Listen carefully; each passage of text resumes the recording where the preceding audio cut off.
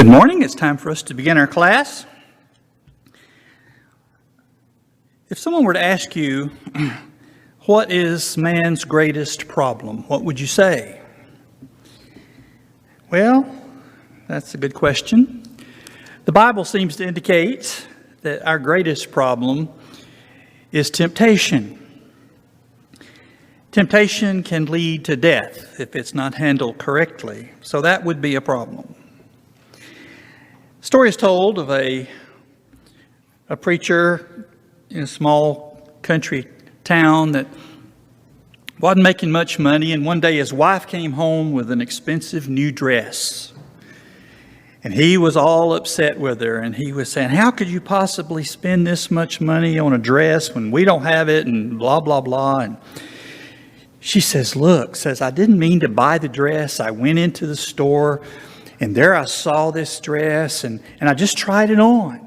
I didn't mean to buy it. I was just going to try it on. And then Satan whispered in my ear, and he says, oh, you look good in that dress. And the husband says, now you know that when Satan whispers in your ear, you need to say, get behind me, Satan. She says, I did. I said, get behind me, Satan. And then he said, the dress looks good from back here too. So, temptation is something that we all have to struggle with. James says, turn on the machine there. James says, blessed is the man who endures temptation. For when he is tried, he shall receive the crown of life, which the Lord has promised to them that love him. We see that temptation is something that is common to all, but James says temptation does not have to be a horrible thing. Temptation, if we handle it correctly, is actually a blessing. He says there are rewards for enduring temptation, for handling temptation correctly. He says the rewards are first, blessed is the man who endures. It makes us happier. When we face temptation and we win over it and we don't give into it, then it makes us happier because we're closer to God and we know that we have succeeded on something God wants. And then the Bible says we grow stronger. Temptation is like exercise for the muscles. When we exercise our muscles, they grow stronger. Temptation is exercise for our spiritual muscles. We're all going to face it. And so we have to learn to handle it. When we handle it correctly, then we grow stronger. We grow closer to God. Now, the tough question, it also says we receive a crown of life, and it demonstrates our love for God. If we don't give in to temptation, then we have nothing to be ashamed of, nothing to worry about. And fighting off temptation is one of the ways that we show that we love God, because we know God doesn't want us to do it. And so when we don't give into it, it shows God that we love him, that we care about him. Now, the main question we need to deal with is, how can I defeat temptation? As I said, it's something that's going to be common to all of us. Or put it another way, how do I say no when I want to say yes?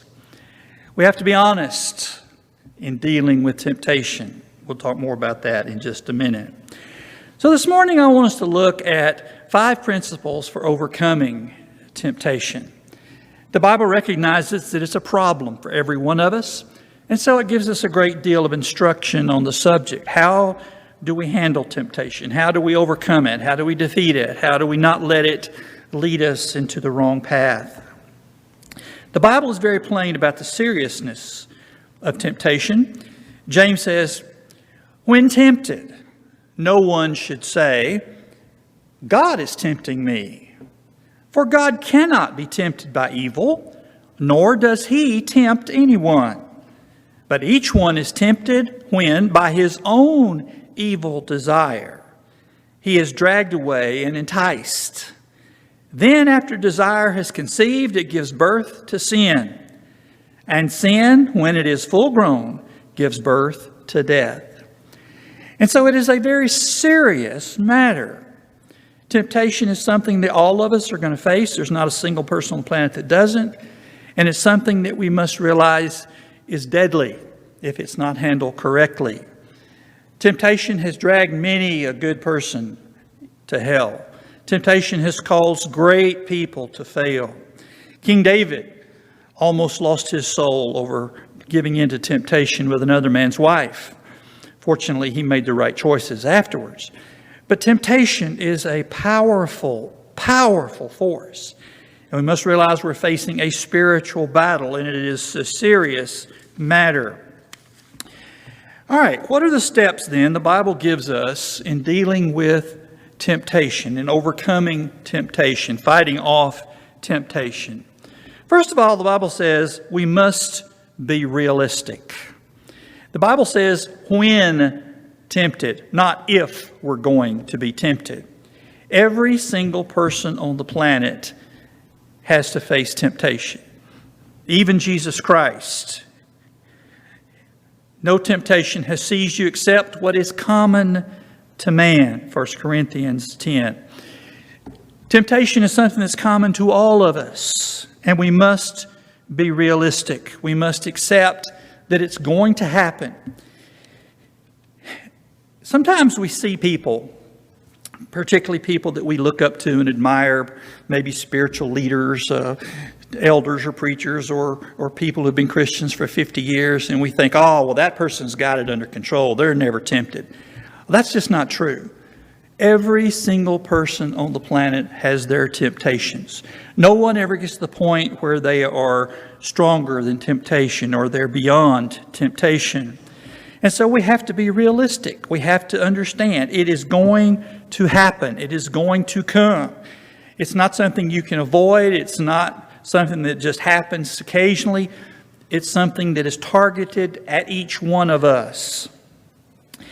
Now, we need to understand some important facts. First of all, it is not a sin to be tempted. A lot of people don't understand that. They think if they're tempted that they've sinned. No, it's not a sin to be tempted. Everyone is tempted. The sin occurs when we give in to temptation. The Bible says even Jesus was tempted. In Hebrews, we find Jesus was tempted in all points, just as we are. Yet he did not sin. So the sin is not in being tempted. We all have desires. We see something and we want it. That's not the sin. It's what do we do with the temptation? Do we give in to temptation? That is the problem. And so we have to be realistic and understand that temptation is a reality for everyone. Temptation happens to all of us. The sin is not in being tempted.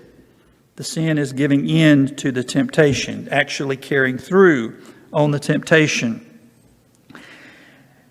The second thing we must understand is that not only must we must be realistic about temptation and recognize it's a reality. It's going to happen to us. It's going to happen to everybody. We're not the only ones. Sometimes we feel like we're the only ones that feel that way, but that's not true. We all are. The second thing is we must be responsible. We must accept personal responsibility for this situation. In verse 13, James says, when tempted, no one should say, God is tempting me. For God cannot be tempted by evil, nor does he tempt anyone. Now, there's been a lot of jokes and comedy sketches throughout the years about temptation. What was it Flip Wilson used to say? The devil made me do it. Well, the devil may be the source of the temptation, but the devil can't make me do anything. It's my choice. And so we must accept personal responsibility. Now, we can try to blame everything and everyone under the sun, but ultimately I must say, if I give in to temptation, that's my choice. I can't say, well, that's just the way I am. I've heard that one a lot. That's just not going to cut it. Temptation is something that we have a clear choice in. We don't have to do it. Some people say, well, I just can't help it. I just lose my temper. That's just the way I am. Well, that's not true. The Bible plainly teaches that we can control our tempers, our tongues, our appetites. We don't have to give in. We're not born that way. And that's a very common excuse nowadays for all kinds of sin. I once was studying with an alcoholic. He had lost his wife, his children, his job because of his alcoholism. And we were studying, trying to talk about what he needed to do to get right with God, and he wanted to be saved and so forth. And we studied 2 or 3 weeks, and I thought we were making good progress. And then the next time we met, he was so happy.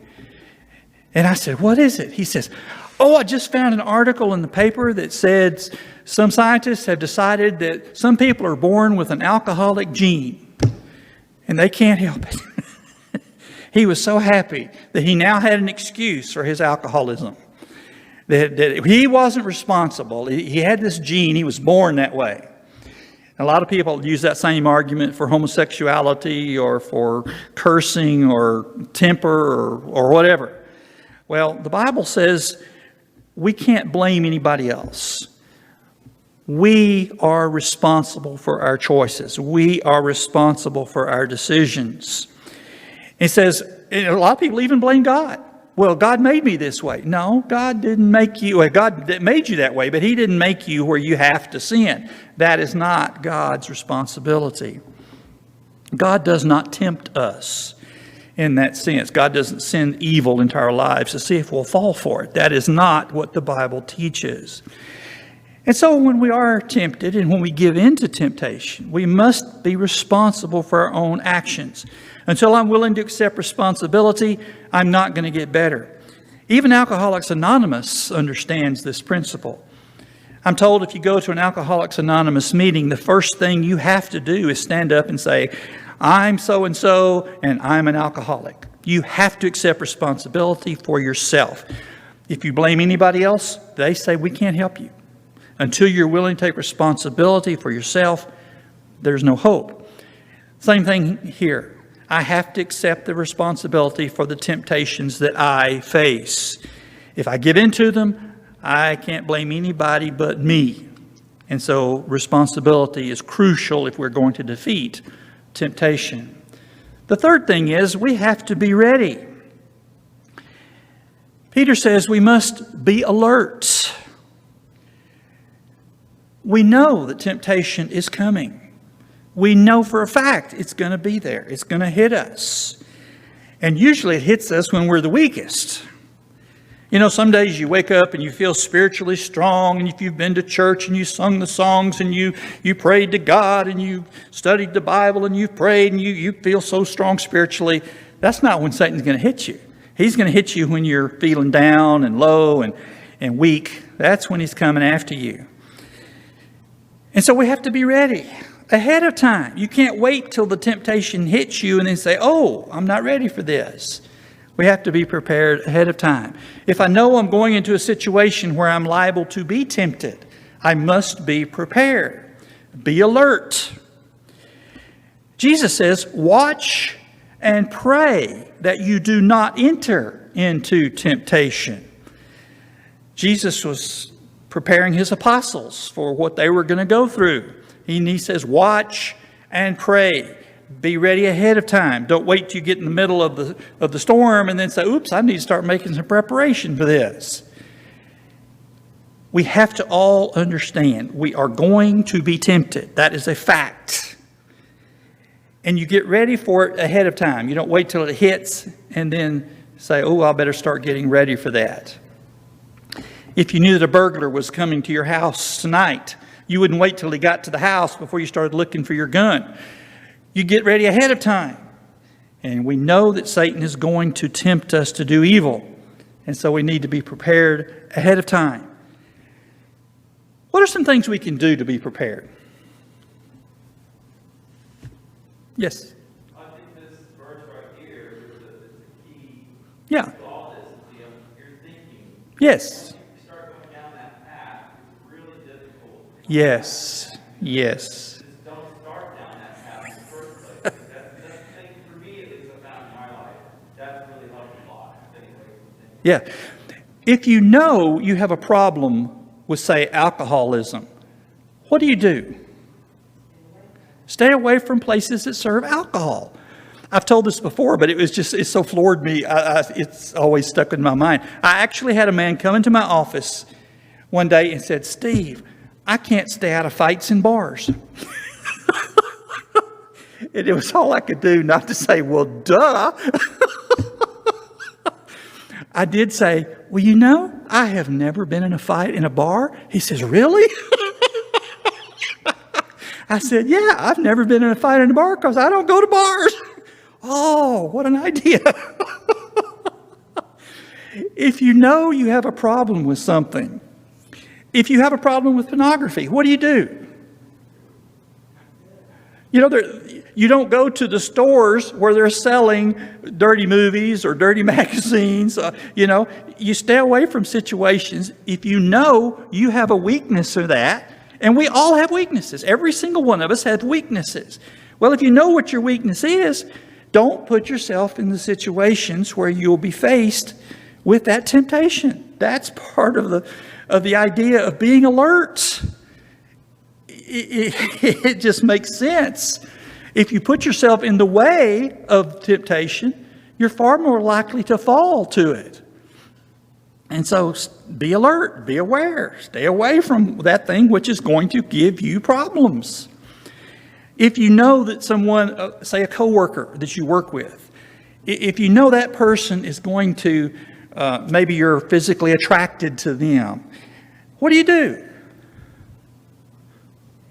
Stay away from them as much as possible, yeah. Don't put yourself in situations where you're alone with that person. Or say if you work in a place and you're tempted to steal, don't put yourself in the case where you're alone with the money, So whatever your temptation is, don't deliberately put yourself in the way of temptation. You're asking for trouble. And then when you fail, don't turn around and say, "Well, God made me this way." No, that wasn't God's problem. Paul says, put on the whole armor of God. He says you are going to face spiritual trials. The war that you're in is a spiritual war. He says our war is not against flesh and blood, but it's against the principalities and the powers and so forth. He's saying you're in a spiritual battle. Realize that. Be ready. Be alert. Stay away from the things that's going to cause you problems. All right. Verse 13 gives us the warning. Each one is tempted. Each one is tempted when by his own evil desires. What causes us to be tempted? Our evil desires. This is part of being honest with ourselves. We all have evil desires. It is our evil desires. He is dragged away and enticed. Don't be deceived. What's he saying here? Don't lie to yourself. What's the worst lies in the world? The ones we tell ourselves. When we lie to ourselves, there's not much hope. And so he's saying, don't lie to yourself. Don't pretend that you aren't tempted. Don't pretend that you don't have this evil desire. If you've got an evil desire, recognize it, stay away from it, avoid it as all possible. Now, sometimes you can't avoid situations. So what do you do then? That's when God's promise is, I will not allow you to be tempted beyond that which you're able to bear. Now, if a person deliberately puts himself in that situation and then falls, that's not God's fault. That's his. But God says, when you do face temptations that you can't avoid, and sometimes we do, that's when God says, I will enable you to have a way out. And prayer is one of those great ways. It's almost impossible to carry through on a sin that you're praying about. It's really tough. And so he's saying, don't be deceived. Realize you're in a spiritual war for your soul. And temptation is a reality. Don't give into it. Jesus said that if your right eye causes you to sin, pluck it out. Or if your right hand causes you to sin, cut it off. You're better off going into heaven than you are losing your soul to hell. What does that mean when he says, if your right hand causes you to sin? I mean, does your right hand ever just go over here and start sinning? No. Does your right eye suddenly start going over here? No. What's he saying? Stay away from it. Yes. Yes. He's saying if there is something in your life that you know you have a problem with, get rid of it, if at all possible. You're better off without it. If it could cause you to lose your soul, get rid of it. It might be a job, it might be a friend, but whatever it is, you're better off without it. He's not literally saying pluck out your eye or cut off your hand. What would that do for temptation? Not much. So he's saying your soul is worth more than leaving yourself in a situation. People have had to quit jobs. They've had to quit friends or activities, hanging around certain things, because it causes them to have these terrible thoughts and terrible temptations. Scripture says, let him who thinks he stand take heed lest he fall. Meaning what? Yeah. Some people say, oh, well, that'll never happen to me. Yes, it can. Yes, it can. And something that you might be strong enough today to resist, tomorrow you might not. So he says, be aware. You are in a spiritual battle for your soul. Don't ever take it lightly. Don't think you're so strong you can't be tempted. Because any of us is liable to be tempted and to fall if we're not careful. We must be alert, be aware, be ready. The warning is severe. 2 Corinthians, Paul says, in order that Satan might not outwit us, we are not unaware of his schemes. Now, what is this indicating to us?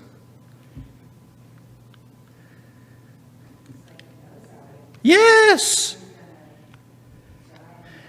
Yes. He says Satan knows you. He knows what your weaknesses are. What's a scheme? What does the word scheme mean? Yeah, it's a plan.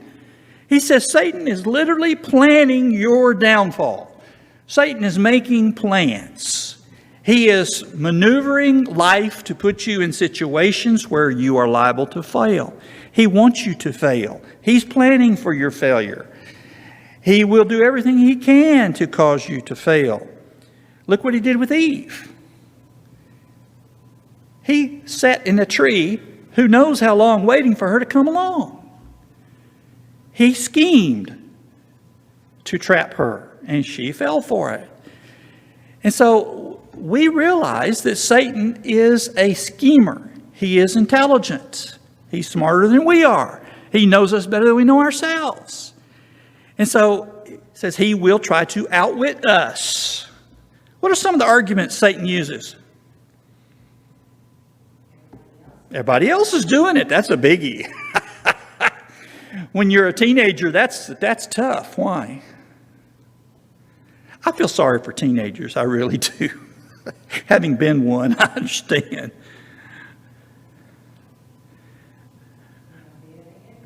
Yeah. What's the worst thing in the world for a teenager?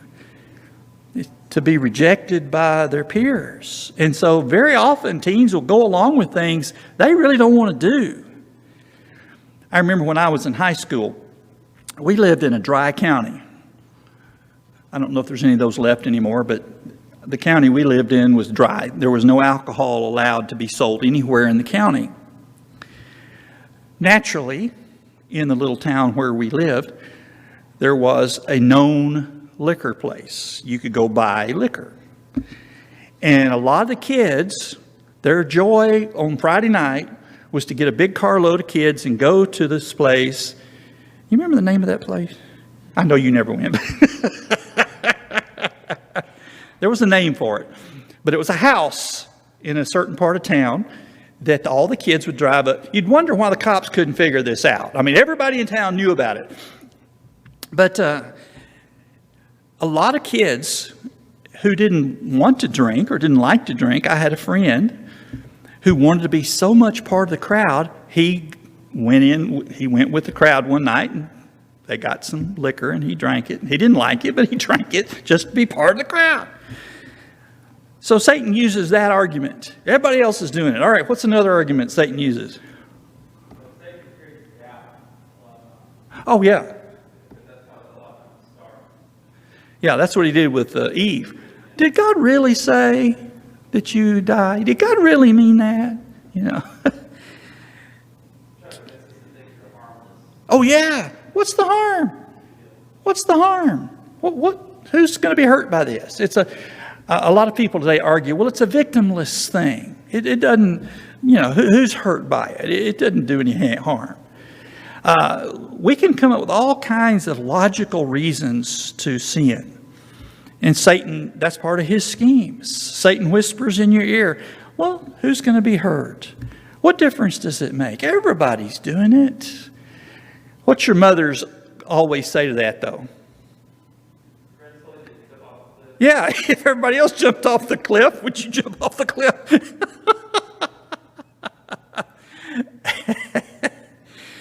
Yes, but Satan has schemes. We've heard all the arguments, and God says don't even go there. Don't let Satan outwit you. Don't let him outfigure you. He has a scheme. He is your personal enemy. He knows you by name. He knows what to do to, the same thing that you might be tempted by, I'm not. The same things I'm tempted by, you may not be. We all have our weaknesses. We all have our temptations. Oh, that's another good one. Who'll know? Nobody will ever know. Yeah, that's a real good one. Somehow, if nobody knows, that makes it all right. Well, somebody knows. God knows. And He's really the only one that counts. But somehow we follow this argument, oh, well, nobody will know. Well, yeah, unfortunately, those things often get found out. Yeah. So, yeah, Satan has his schemes. The 4 steps of temptation as revealed in the text. First of all, he says desire. Each one is tempted when by his own evil desires. We all have desires. Every one of us have desires. Some of our desires are good. Some of them are not so good. Some of the desires themselves are not evil. It's just the way you get there that might be evil. So he says we have to realize it starts with us. Again, I try to blame everybody else. I try to blame my parents, the culture, my friends, even blame God. I've heard people blame God for things. But he says each one is tempted by his own evil desires. God's given desires are perverted. God gives us good desires, but they can be perverted. Satan can't use anything that's pure. Satan has to take everything and twist it and make it ugly and make it different than what God wants. And so our desires are good, but they can be twisted. Sexual desire is a good thing. God gave that as a great blessing. But our culture has managed to twist it into wrong ways. Desire to be liked is a good thing. We should desire to be liked. But sometimes we do things to become liked that are not right. It's all right to have a desire to have some wealth. There's nothing wrong with wealth. But our desire causes us sometimes to do things that are not right to get wealth is the issue. All right, secondly, is deception. Starts off with desire and then deception. It says he is dragged away and enticed. Satan deceives. What did he tell Eve? He said, first of all, did God really say? But then what did he say? You won't die. Matter of fact, you will be like God. He promised her something. He didn't say you'll be greater than God. He says you'll be like God. Now, what's the implication here? God is keeping something from you. Yes, God has kept something from you. And if you eat of this fruit, then you will be like God, knowing good and evil. And so he deceived her. He talked her into something that she really didn't want. So we are deceived by temptation. The word dragged away here literally means to be snared in a trap. The idea is that you put your foot in something and get caught. And that's what temptation is. Temptation is a trap that Satan sets for us. And when we reach out and grab it, then suddenly we're in the trap. And that causes us all kinds of problems. We've all been in that trap. And we realize that being in a trap is not a pleasant experience. And the word enticed means lured by bait. What gets a fish into trouble? When he bites the bait, he gets into trouble. And Satan dangles the bait in front of us. And if we're foolish enough to go after it, that's when we get into the trap. That's when we get into trouble. And so we realize that temptation is a deception. It is a calculated, planned deception on the part of Satan. Giving into temptation is what gets us into big trouble with God. It's what eventually will kill us if we're not careful. Third step in temptation is disobedience. That's when we cross the line into sin, when we actually do the thing. Now remember, we saw earlier, it's not a sin to be tempted. It's a sin to give in to temptation. After desire has conceived, it gives birth to sin. That's when we do the actual wrong thing. A person might be tempted to steal, say if he needs money, and he sees money at work that he thinks he could get away with. That's not the sin. When does it become sin? When he takes the money. That's when it becomes sin. Again, it's that being tempted is not the sin. It's the action that we take to fulfill the desire that becomes sin. And so it's disobedience. It's disobeying. It's doing the wrong thing that becomes sinful. Sometimes we feel guilty for being tempted. That's not the issue. And then finally, it says it results in death. Sin, when full grown, gives birth to death. Why? The wages of sin is death. Yeah. The Bible makes it plain. Sin always results in death. Somebody's got to die. And so when we give in to temptation, we're placing ourselves in the realm of death. Now, fortunately, God provides a way out. Even if we have sinned, because of our Christianity, we can be saved. But we're better off just avoiding sin altogether. Now, what's the big danger for a Christian getting involved in sin? Yes. For one thing, once you get into it, it's hard to pull back. Matter of fact, Paul says, or the Hebrew writer says, that the Christian who gives into sin has placed himself in a difficult situation. It indicates that you cannot repent. Why do you suppose he says that? It's impossible to be restored. Well, what's he talking about? We reject God. I mean, if he rejected God's way. Yeah. Yeah. I think that's what he's speaking about, yeah. I don't think he's saying that it's impossible for a Christian to repent. Well, I think what he's saying there is that you can help the one thing that will save your soul, but if you go back into it, what else is Yeah. Yeah. nothing else? Yeah. Yeah. He says if you've already been cleansed by the blood of Christ and then you reject that and go back into sin, what else is there? There's nothing else. I don't think he's saying that a Christian cannot possibly repent and come back. I think he's saying that you can get to the point where it's almost impossible for you to come back. Sometimes a Christian can go so far, he just can't come back. I think a lot of Stephen says Satan uses guilt. Oh, He said, he makes us think, well, I've gone so far. yes. God's not going to take that mountain, you know. Yeah. In the Hebrews writer talks about insulting the spirit of grace. Yes. Especially if you've done that, if Satan will say, well, God will forgive you. Yeah. That's another thing he does. And that's very dangerous. Yeah. A person can literally become so guilty and guilt-ridden that they can't come back. I've literally had people come into my office and say, God can't forgive me. And I try to convince them they can. The word says that the person that gets in that state is self-condemned. Yes, self-condemned. Good point.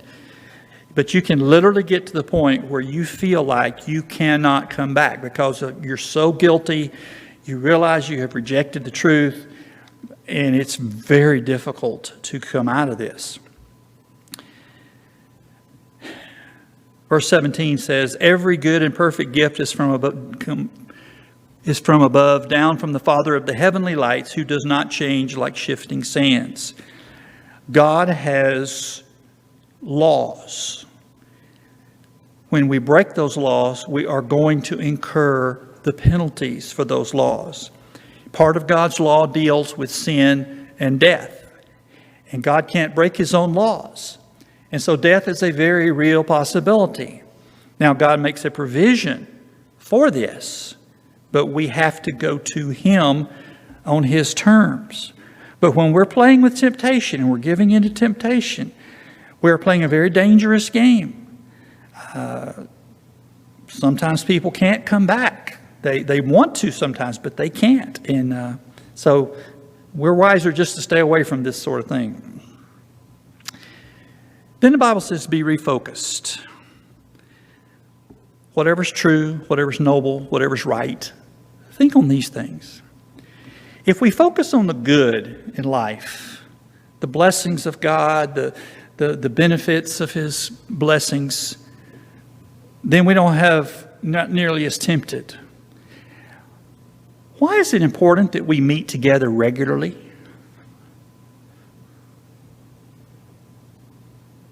Well, the Hebrews writer talks about this also. Yeah. 13, he says, don't neglect meeting together, some learn how to do it. We encourage each other. We are like-minded. Sure.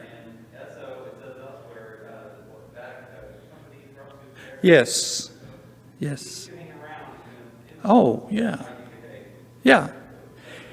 And if I come to the services regularly, as one man keeps saying a lot, this is where you ought to be. Yes.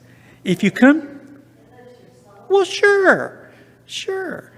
If you regularly hang around people who are like-minded, who are working together to help you, to encourage you, to build you up, you're far more likely to remain faithful than the person who haphazardly comes and occasionally comes. It just, if we're focused on what's right, we're less liable to get in trouble with what's wrong. It's just a fact of life.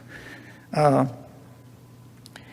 read somewhere that every culture's greatest challenge is what to do with your young men. Because if you don't take young men, teenagers, 17, 18, 19-year-old men, if you don't direct them in the right direction, what are they going to do? They're going to find something to do. And that's why it's crucial that we focus in the right directions. If we focus on spiritual things and good things, if we focus on the evil things, we're more likely to get caught up in evil things. He says, this is the day the Lord has made. I will rejoice and be glad. When you've got that attitude, it's hard to fall into temptation. And then we don't want to argue with the devil. What does that mean?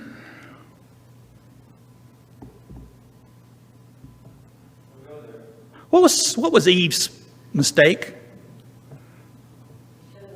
She should have just walked away.